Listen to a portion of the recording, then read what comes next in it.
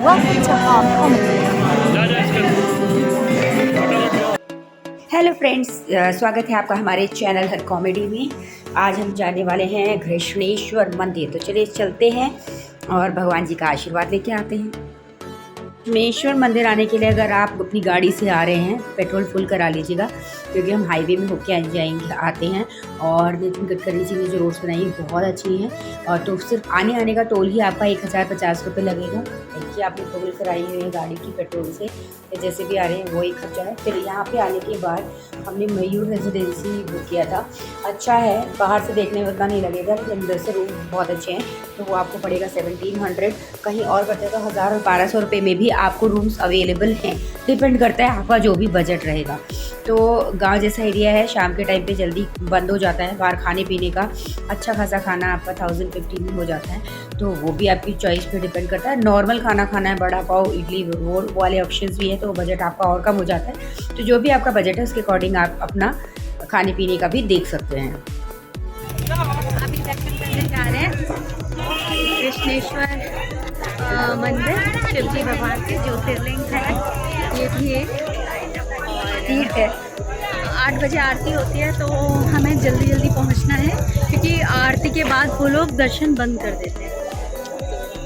घृष्णेश्वर मंदिर की कथा शिव जी के एक परम भक्त घुष्मा से जुड़ी हुई है। शिव पुराण में वर्णित है यह कथा, और कहते हैं कि देवगिरी पर्वत के समीप सुधर्मा नामक एक ब्राह्मण अपनी पत्नी सुदेहा के साथ रहता था। वह निसंतान थी। सुदेहा ने अपने पति का विवाह अपनी छोटी बहन घुष्मा से करवा दिया। घुष्मा शिव की परम भक्त थी। प्रतिदिन 101 शिवलिंग बनाकर उनकी पूजा करती थी। उसकी इसी भक्ति से प्रसन्न होकर एक दिन शिव भगवान ने उसे एक पुत्र प्रदान किया। सुदेहा की घुष्मा के पुत्र से ईर्ष्या हो गई और उसने उसके पुत्र की हत्या कर दी, और उसने उसके पुत्र के शव को उसी सरोवर में फेंक दिया जहां घुष्मा शिवलिंग विसर्जित करती थी। घुष्मा ने अपनी भक्ति नहीं छोड़ी, वह उसी प्रकार शिव जी की पूजा करती रही। उसकी इसी भक्ति से प्रसन्न होकर शिव भगवान ने उसे दर्शन दिए और उसके पुत्र को पुनर्जीवित कर दिया, और यह वरदान दिया कि यहाँ पर वह ज्योतिर्लिंग के रूप में निवास करेंगे।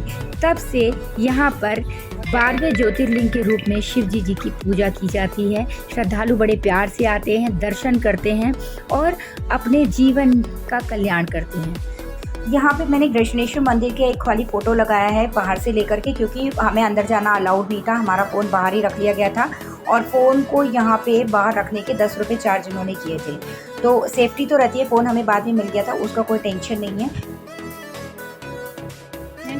तुलसी रेस्टोरेंट में दर्शन हो चुके हैं। मंदिर के अंदर जाने नहीं दिया गया, तो हम लोग वो तो ले नहीं पाए। तो चलिए खाने चलते हैं, वही दिखाते हैं। देखते हैं यहाँ का खाना कैसा, सब बताएंगे हम क्या खाने वाले हैं। यानी वैसे तो हम रात को डिनर नहीं करते हैं, लेकिन अब हम बाहर आए हैं और मंदिर में दर्शन करने के बाद हमारे घर का रिवाज है कि 2 टाइम खाना चूल्हा जलना चाहिए, 2 टाइम पेट में कुछ 2 टाइम ठूसना जरूरी है। शगुन होता है, तो अब तो हमें खाना ही पड़ेगा। फिर हमने यहाँ ऑर्डर किया पनीर, जीरा, आलू, नान और एक दाल। बस सादा खाना, क्योंकि डेली आप ना ऑयली खाना नहीं खा सकते। आ रहे हैं बीबी का मकबरा देखने के लिए। सुबह 6 बजे से हम लोग उठ के तैयार हो चुके हैं। 7 बजे हम लोग यहाँ से निकलेंगे और होटल से चेकआउट कर लेंगे। हमने एक ही दिन का लिया था। बीबी का मकबरा देखने के बाद हम घर पे जाएंगे। तो वहाँ पहुँचने में कितना टाइम लगता है, कितनी दूरी है, क्या है, सब वो भी आपसे शेयर करते हैं। ठीक है, चलिए मिलते हैं थोड़ी सी देर में। आया है दौलताबाद। देखिए कितना प्यारा व्यू है, जंगल है। खुलताबाद, अच्छा सॉरी माय मिस्टेक, दौलताबाद नहीं खुलताबाद। वो देखो कितना प्यारा सीन है। हालांकि यहाँ स्मेल बहुत आ रही है, लगता है कोई बड़ा जानवर मरा है, बहुत भयंकर आ रही है। और अब यहाँ हम कुछ खाने के लिए भी ढूंढ रहे हैं, क्योंकि भूख लगी है सुबह, लेकिन पूरा खाली पड़ा है, अभी कुछ खुला नहीं है। और रास्ते वैसे अच्छे हैं, जिस हिसाब से हाइट पे है यहाँ के रास्ते अच्छे दिख रहे हैं, है ना। क्या व्यू है। हालांकि ये बहुत हाइट पे है, हम लोग ऊपर चल के आए हैं, और ऐसा प्लेन्स जैसा ही लग रहा है, लेकिन है बहुत सुंदर चारों तरफ। देखिए मैंने नाम दिया है चिक्की पेड़ा। बहुत ही बढ़िया है, ऐसी चाय पीने के लिए तरस गई। और यहाँ पे ना गुड़ और उसकी चिक्की बहुत अच्छी है। एक पोहे वाली भी है, दीदी को पसंद आई है मावे वाली, हमको पसंद आई है गुड़ वाली, तो हम दोनों लेके जाने वाले हैं। ये देखिए, ये उधर दिख रहा था ना छोटा सा, वो देखिए। अभी किसका किला है पता नहीं, ये तो लिखा नहीं, सामियाना पार्क लिखा था तो शायद ये वही है और काफ़ी बड़े एरिया में फैला हुआ है। ये अब हम आ चुके हैं बीवी के मकबरे में, हम एंट्री कर रहे हैं यहाँ से।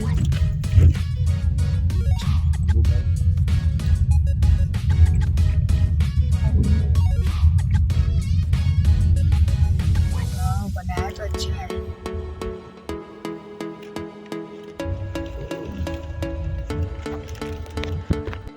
अब हम जा रहे हैं टिकट लेने के लिए बीवी के मकबरे के लिए। दीदी तो बिल्कुल बीवी बन के आई है, देखिए। अस्सलाम वालेकुम। वालेकुम अस्सलाम। वालेकुम सलाम।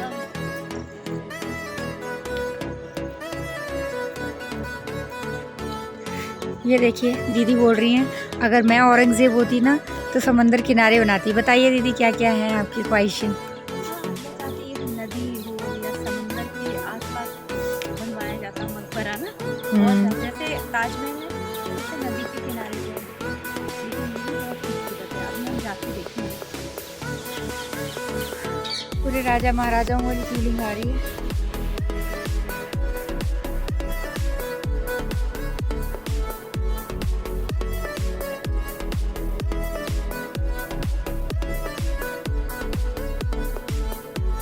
पानी का नहीं होता होगा इसमें, आज भी सूखा पड़ा है क्योंकि देखने वाले लोग भी कम हैं तो उतना कुछ है नहीं, पर अच्छा है। और वो देखिए आरती दीदी अजीज अजी अब आ रहे हैं, हम लोग ऊपर भी पहुंच चुके हैं। सामने आते हुए आपको दिखाई दे रहे होंगे। ये देखिए फोटोग्राफी करने के लिए भी आपको परफेक्ट लोकेशन मिलेगी, हर चीज़ बहुत परफेक्ट तरीके से रखी गई है, तो एक से एक व्यूज़ आप ले सकते हैं।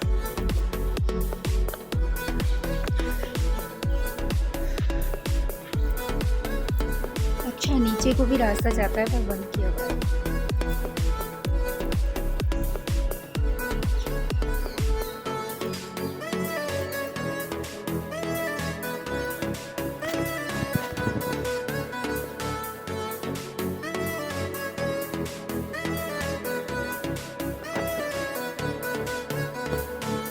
अगर आप देखें तो हमारा हिंदुस्तान का इतिहास कितना समृद्ध रहा है। जहाँ जहाँ हम जा रहे हैं वहाँ अगर आप बिल्डिंग्स में जो है नक्काशी देखेंगे तो वो कमाल की है। मतलब एक्चुअली खाली वो लोग ये देखने नहीं आ रहे हैं स्ट्रक्चर, आप देखिए हर चीज़ में कुछ ना कुछ बना हुआ है। यह मकबरा औरंगजेब ने अपनी पत्नी दिलबर बानो और राबिया की याद में बनाया था 1651 से 1661 के बीच में।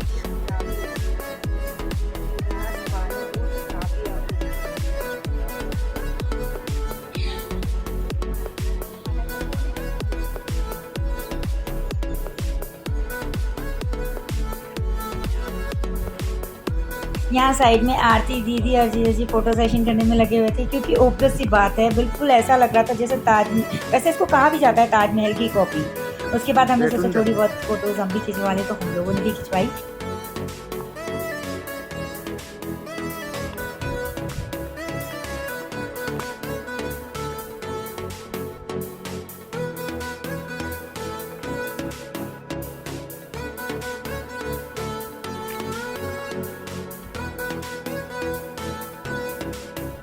यहाँ पर फिर हम लोग आए राबिया की कब्र पर, जहाँ पे लोगों ने बहुत सारे पैसे चढ़ा रखे थे, लेकिन वैसे यहाँ पे पैसे चढ़ाना मना था। एक व्यू देखिए, हम खड़े हैं बीवी के मकबरे में और आई थिंक ऊपर एक मंदिर है। मुझे ऐसा क्यों लग रहा है कि अच्छा मंदिर है, शिवलिंग लग रहा था मुझे दूर से देखने में, पर शिवलिंग नहीं है, एक मंदिर है। पतिदेव को पता नहीं यहाँ क्या हो गया था, जैसे जैसे सीढ़ियाँ चढ़ रहे हैं कहीं पे भी चढ़ रहे थे ऐसे चल रहे थे जैसे यही शहंशाह होंगे। आप देखिए चलने का एटीट्यूड, जानबूझ करके चल रहे थे। गाइस इसमें कोई फ्रूट लगा हुआ है, पता नहीं कौन सा, ये देखिए। नहीं अमरूद नहीं है, कुछ अलग ही है, अब मेरे को तो मालूम नहीं है, पर फ्रूट का पेड़ है ये, और यहाँ बहुत सारे लगे हैं, ये देखिए। अगर आप लोगों को समझ में आ रहा हो तो कमेंट में करके बताइएगा कि ये कौन सा फ्रूट है। और ये भी एक जगह आई थी जहाँ पर कुछ ये बना हुआ था, मेरे को ये समझ में नहीं आया किस पर्पज़ से बनाया, फाउंटेन तो नहीं लग रहा था, पर आप लोगों को समझ में आ रहा हो या आप लोगों को नॉलेज हो तो प्लीज़ कमेंट में करके बताइएगा, ताकि हमारे बाकी दर्शकों को भी पता चले कि ये किस लिए बनवाया गया होगा।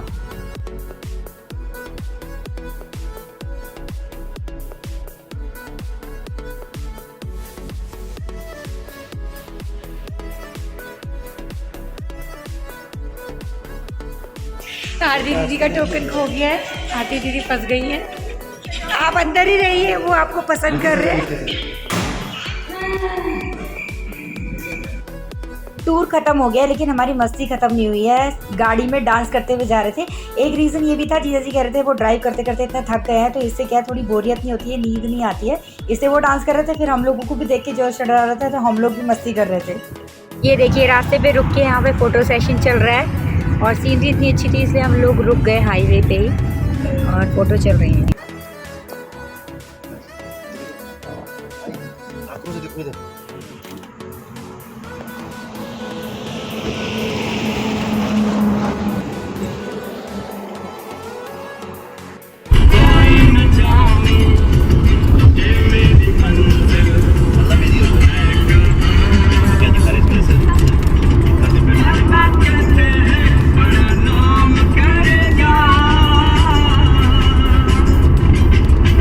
भिवंडी इतनी रोड खराब है, ऐसा लग रहा है सरकार अब बदल गई है। हाँ अभी तक इतना बढ़िया था चल रही थी, अब कांग्रेस क्या तो वहाँ पे आप लोगों ने 1000 रुपये का टोल पे किया था ना, यहाँ कुछ नहीं किया, वो वसूल हो गया।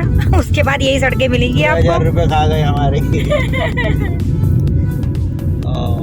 पे आने के बाद भारती दीदी का बर्थडे था, उसके सेलिब्रेशन की तैयारी चल रही थी, इसलिए निर्मला दीदी, उनके बेटे और दीपा सब आए थे।